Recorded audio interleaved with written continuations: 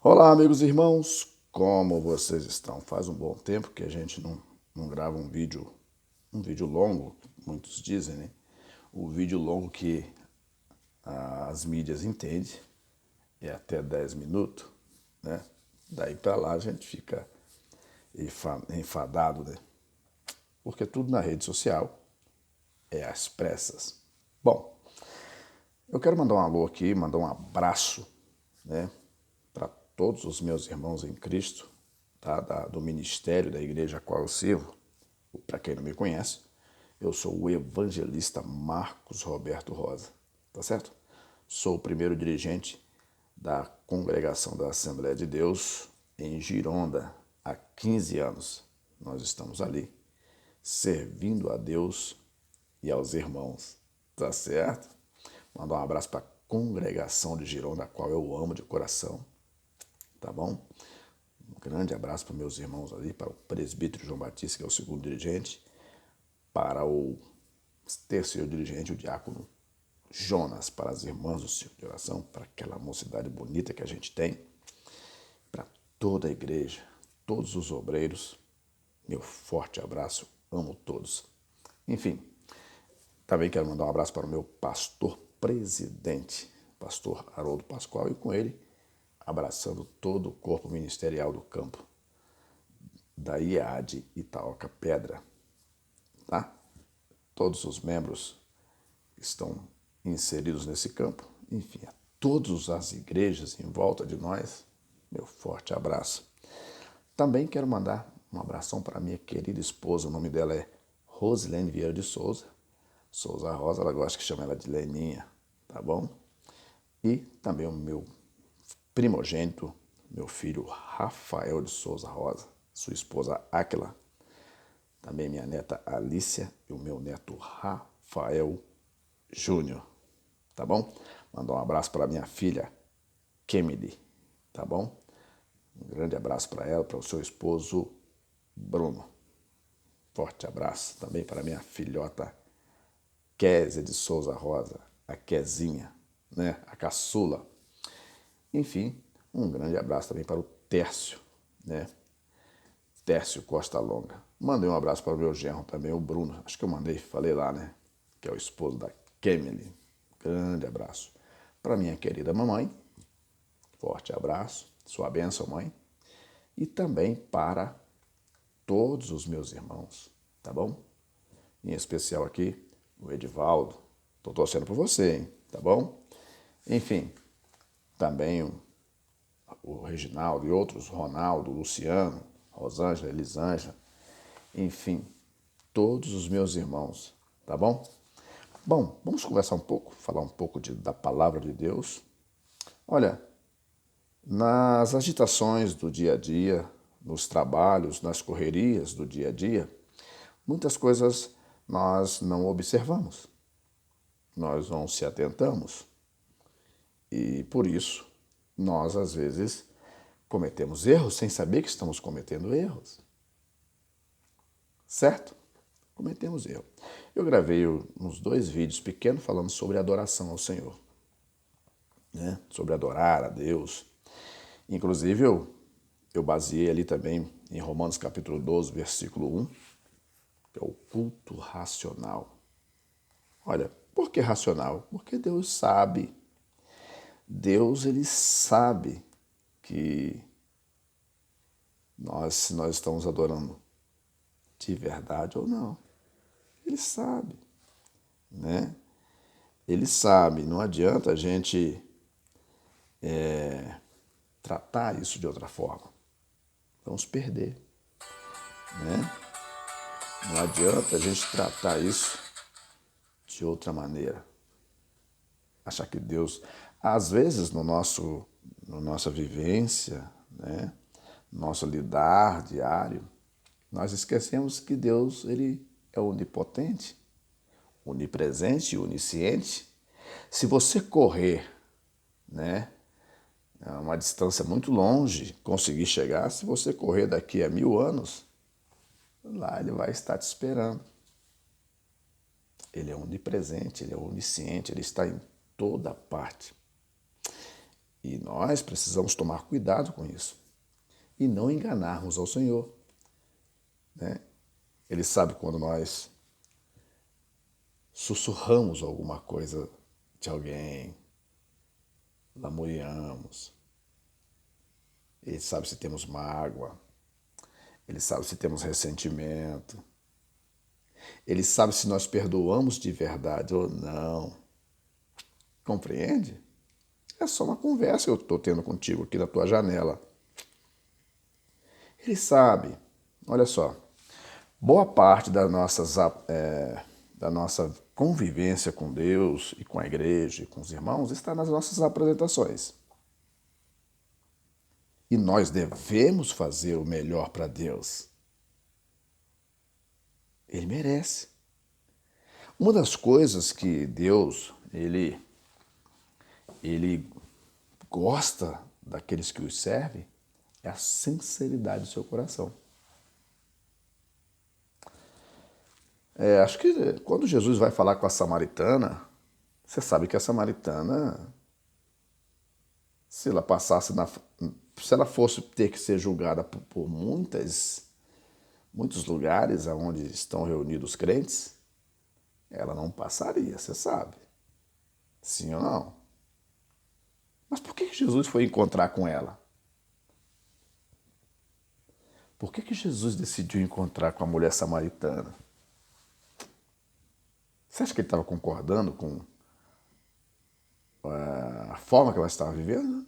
Não é isso. A gente precisa, olha só, quando Paulo fala no capítulo 1 de Romanos, tá? Quando ele fala que nós precisamos prestar a Deus o nosso culto racional, é porque nós precisamos entender o que estamos fazendo. Nós precisamos compreender as coisas, né? Senão, nós julgaremos sem razão. E às vezes, nós julgamos as pessoas com os olhos. Eu vou citar coisas interessantes aqui. Por exemplo, você está na igreja e chega lá um irmão atrasado. Ele chegou lá às 7h35, 7h40. Nossa, para que esse irmão veio na igreja? Chegar atrasado, que de respeito ao Senhor. Quantos fazem isso? Mas talvez você não saiba o que aquele irmão ou aquela irmã passou naquele dia. Aquela moça, aquele rapaz. Mas ele desejou estar na casa de Deus. Não tem coisa melhor do que você ter desejo, prazer de estar na casa de Deus, né? Tem um hino até interessante que o pessoal canta, que um cantor canta, né? Eu prefiro estar na tua casa, ó Senhor, servindo ao meu Deus e aos meus irmãos. Então, o culto racional é o culto com entendimento. Eu não posso ir para o culto. Pensou, qual é o assunto que eu vou falar depois do culto? Que o irmão estava de chinelo? Ou que o outro chegou atrasado? Às vezes chegou atrasado, que deselegante, que falta de respeito para com Deus. Olha, Jesus apresenta duas situações de adoradores. Um é o fariseu e o outro é o publicano. O publicano era considerado como... A sociedade não gostava do publicano, era um homem público, um homem de serviços públicos, mas devia ter lá as reclamações do povo. Mas quando os dois vão se apresentar a Deus, Jesus também deu essa ênfase. Ele fez a pergunta, olha, está ali, foram orar dois homens juntos. Um era fariseu e o outro era o publicano. O fariseu falou, eu não sou igual esse aí do meu lado. Não, eu não sou igual a ele. Eu jejuo 2 vezes por semana. Eu dou meu dízimo, eu dou minhas ofertas. Eu não sou igual a ele. Só que o publicano, ele sabendo do seu estado de vida, ele não ousava nem olhar para o céu e pedia misericórdia a Deus. Aí Jesus faz a seguinte pergunta, ele fala assim, bom, você acha qual dos dois foram justificados por Deus, pelo Pai? O publicano. Então nós precisamos entender uma coisa, nós precisamos ser servos de Deus e ter muito cuidado com os nossos excessos. Quando nós vamos para o culto. Jesus, quando falou com aquela mulher samaritana, era uma mulher que não merecia nem, de acordo com a sociedade, nem ser atendida. Jesus encontrou com cada tipo de pessoa. E todas essas pessoas... Eu estava conversando esses dias em casa com a minha esposa. Eu falei assim, menina, falando com a minha esposa, olha, eu acho que aquela mulher samaritana foi uma tremenda missionária, hein? Será que foi mesmo? Quando você confere com a Bíblia, ela nem espera Jesus terminar o papo, não. Ela diz, vem ver o que este homem falou da minha vida. Realmente ele é o Filho de Deus. Só que os samaritanos foram conferir. Pera lá, essa mulher está falando essas coisas aí, você acha que... Primeiro vem um julgamento. Você acha que o Filho de Deus vai entrar na casa dessa mulher ou vai conversar com ela? Tá glória! Tá entendendo o que é o negócio?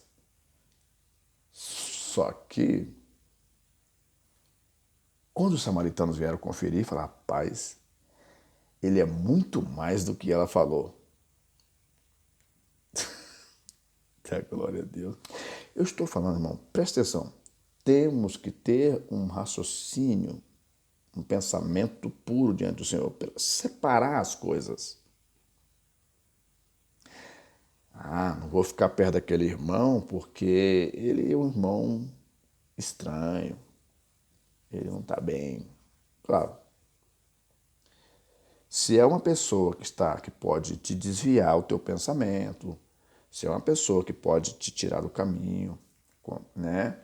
Aí você deve se afastar, porque estão te dando conselhos que poderão te tirar da presença de Deus. Mas, no geral das coisas, quando você tem alguém... Jesus falou assim, se teu irmão pecar, vai tu a ele, conversa com ele, ajuda ele, orienta ele.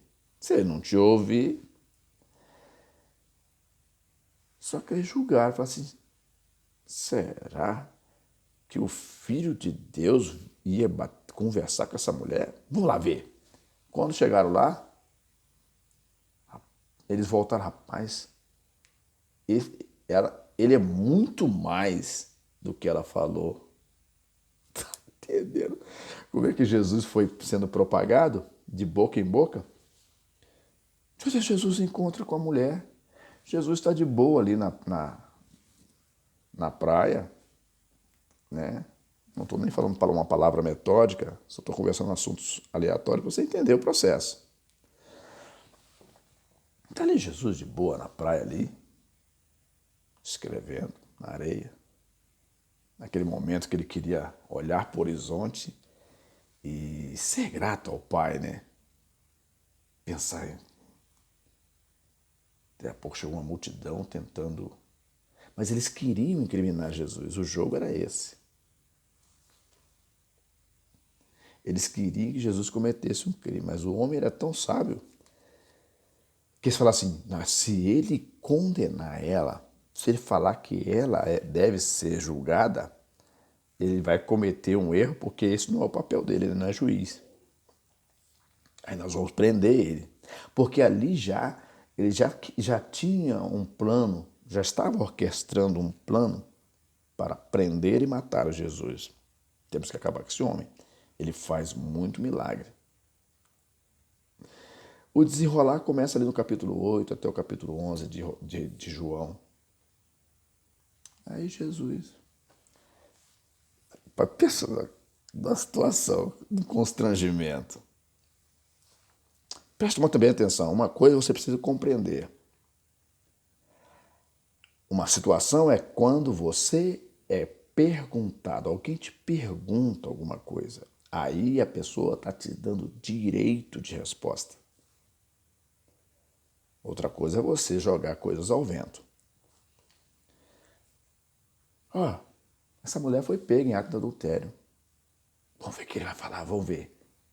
Ele disse assim, ele vendo a mente das pessoas que estavam, ele falar isso, a gente pega ele. Ele disse assim, olha, aquele que não tem pecado, atire a primeira pedra. E tornou a escrever de novo. Porque ele já sabia do desfecho. Foi saindo um a um, só ficou a mulher. Aí Jesus falou assim, cadê os teus acusadores? Aí ela falou assim, olha, só ficou eu, Senhor, todo mundo foi embora. Falou, nem eu te condeno, mas eu vou te pedir uma coisa. Vai e não peques mais. Quando Jesus disse assim, ele estava dizendo, olha, não estou concordando, não concordei com o teu pecado. Mas vi a maldade das pessoas que estavam tramando a seu respeito. E contra mim. Bom, então você pode observar que num contexto, se você está num culto, dá o seu culto a Deus. Mas a irmã ali, não te importas. O momento é do Senhor. Mas ela está diferente. Não te importa, deixe há pessoas para julgá-las.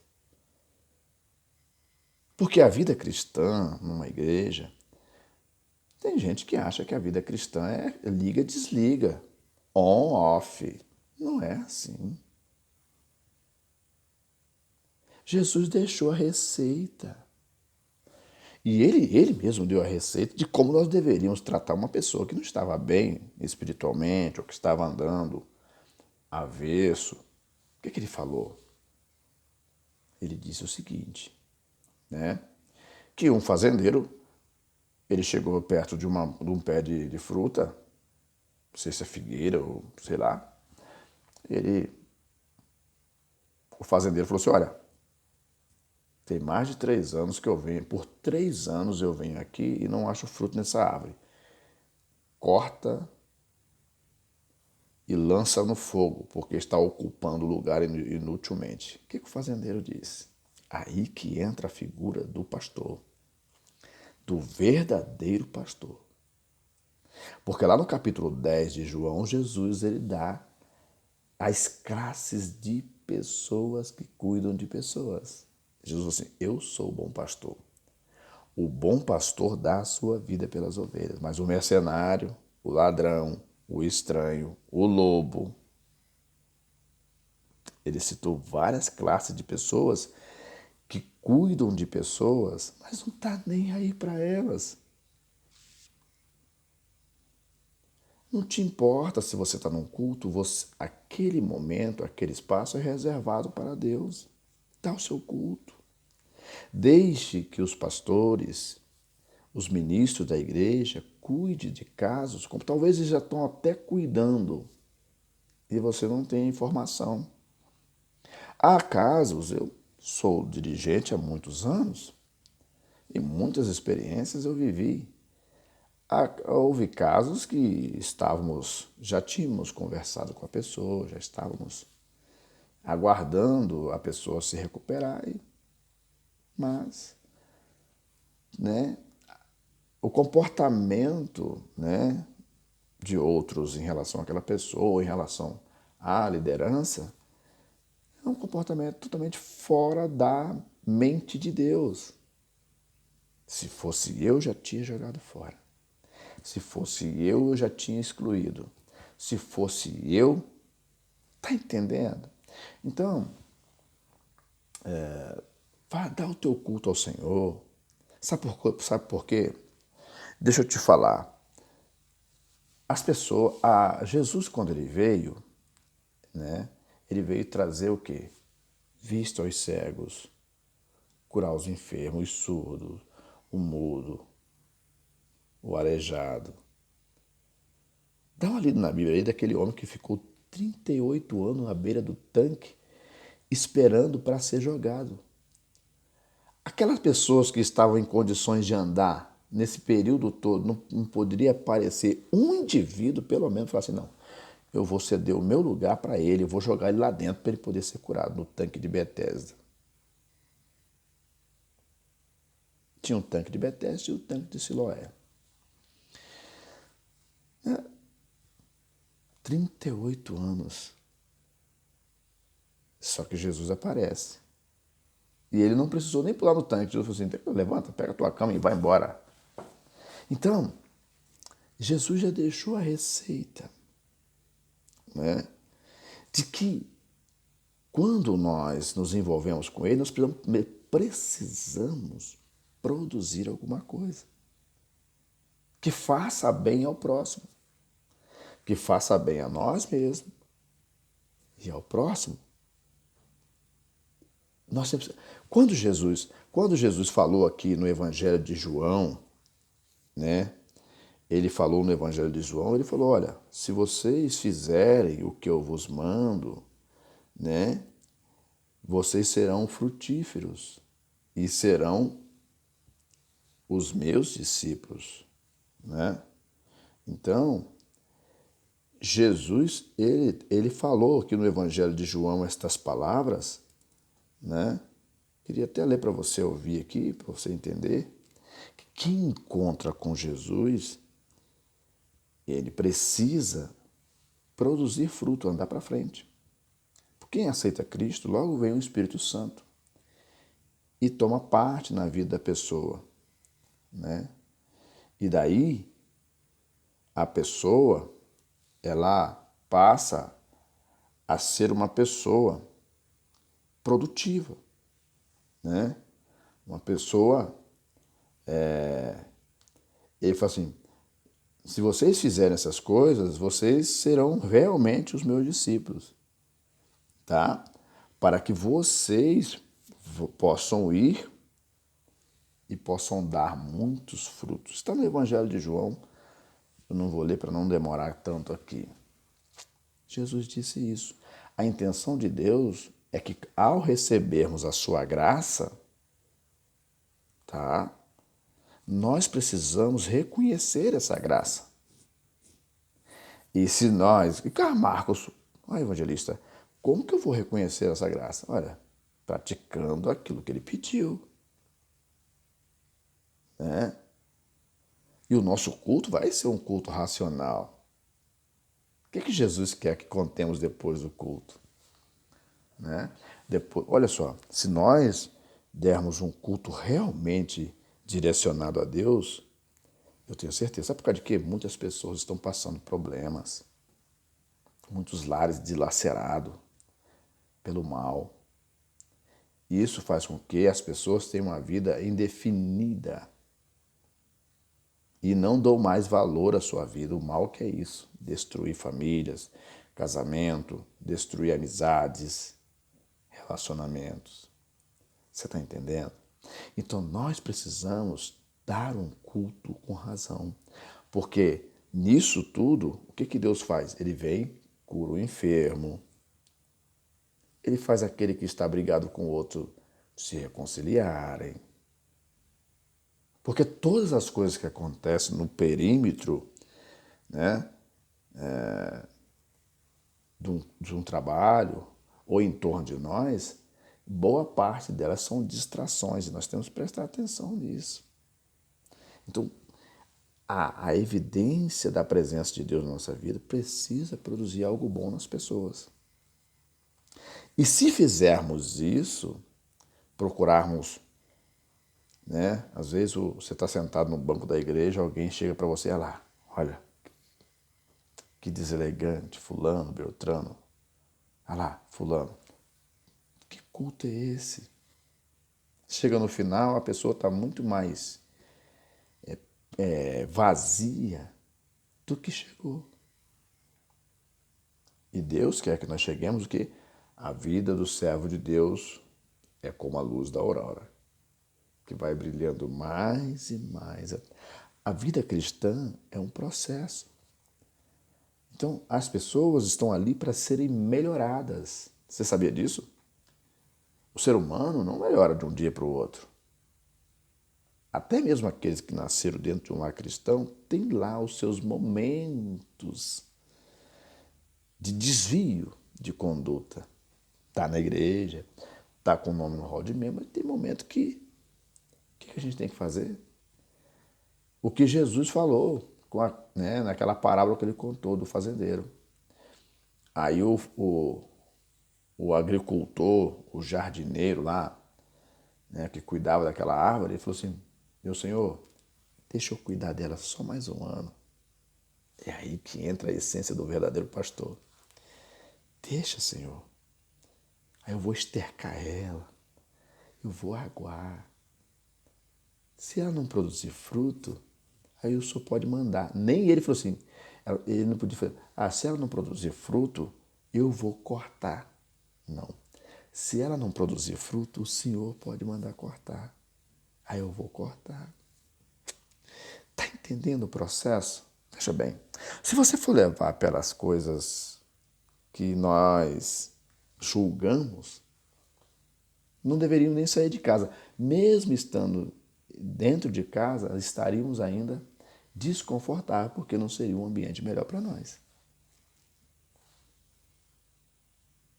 Jesus falou assim, eu não peço, Pai, ele orava ao Pai, ele dizia, Pai, não peço a ti que os tire do mundo, mas livrai-os do mal.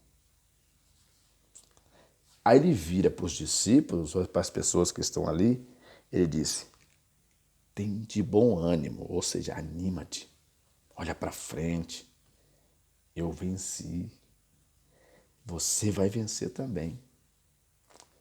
Então, esse é o processo legal. Então, deixe as pessoas que não estão de acordo com a doutrina, com a diretriz da igreja, deixa que há pessoas que Deus preparou para cuidar delas. Quanto mais essas coisas, quando nós vamos relatar sobre alguém que não está bem, a gente vai relatar com amor, não para poder que ela seja desligada, ou suspensa de comunhão, ou cortada do rol de membro. Não. Olha, pastor, o irmão fulano, ele não está bem. O pastor vai ter um jeito de chegar lá, conversar, ou mandar alguém que tenha habilidade para poder dialogar com aquela pessoa. Se é da classe dos jovens. Se é da classe dos obreiros, obreiro. Se é da classe dos irmãos, irmãos. Das irmãs, irmãs. Pessoas preparadas para dialogar e conduzir essa pessoa na rota de novo. A intenção não é. Está escrito na palavra dele, se Jesus não abreviasse, se Deus não abreviasse aquele dia, nenhuma carne se salvaria. Então nós precisamos ter esse pensamento, o pensamento de Cristo. E quando chegarmos na igreja, se quem está de chinelo, problema dele, deixa lá. Ah, não está de acordo, eu estou chateado porque aquela pessoa entrou na igreja, está contrariando. Não, deixe. Ore por ela. Fala, Senhor, fulano não está bem, já foi tão abençoado, já teve uma boa palavra, já louvou tanto, já agora está diferente, meu Senhor. Ajuda ele a recobrar a mente e voltar ao caminho. Essa tem que ser a nossa atitude. Quando nós não podemos falar nada, a nossa atitude é clamar a Deus que dê àquela pessoa uma oportunidade de se regenerar, se recuperar. Eu tenho certeza que haverá menos lares atribulados, menos pessoas atribuladas, pessoas curadas, pessoas com a vida resolvida. Certo? É só uma conversa aqui para que nós possamos compreender realmente o nosso chamado, compreender realmente o que Deus realmente quer de nós até aquele grande dia. Que Deus te abençoe. Que Deus cure e te dê força e vitória a você e a sua família.